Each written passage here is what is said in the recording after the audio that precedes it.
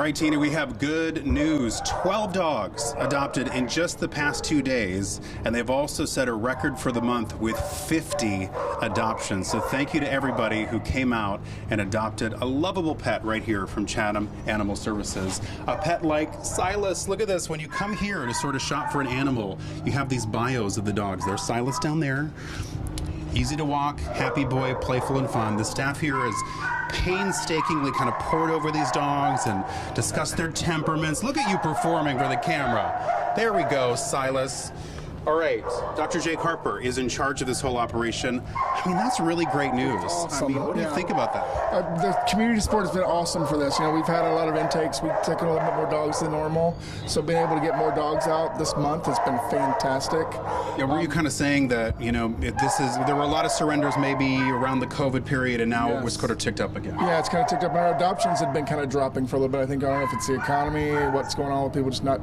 And back to school time is also a time when people don't tend to adopt dogs because they're busy paying for school supplies and everything else, and they're too busy. But we've had a really good response to the clear of the shelters. So even though we've had a lot of success here, there are still 20 adoptable dogs right here, right now. They're only open until 4:30 today, so if you want to get a $30 adoption, $35 adoption, you can head out here in these last few minutes. But if not, the price is only $70. So really, I want you to talk a little bit about, you know, people wonder, okay, well, how has this dog been cared for once, you know, it's found by your department? Because you really do take a lot of care to make sure they're up to date on shots, and you want to make sure you kind of assess them to make sure they're ready to go into a house. Yeah, actually, we just had some meetings today talking about behavioral modification and things with dogs, because I mean, living in a shelter is not an ideal situation. You want to have them, you want to try to do as much environmental enrichment as you can. We do a lot of things with like peanut butter, and we do frisbees with peanut butter for them to lick. We get them out. We have volunteers that are awesome that come in here and walk the dogs, and so we get them out and move them around so they're out of the cage and do things. We have playtime with the dogs that we can use for the runs, so we really do a lot of things to kind of make them feel a little bit more at home. And it's a scary place to be at a shelter, but you know, as far as health-wise, you know, they're evaluated by veterinarians. Sometimes we have another veterinarian that comes in.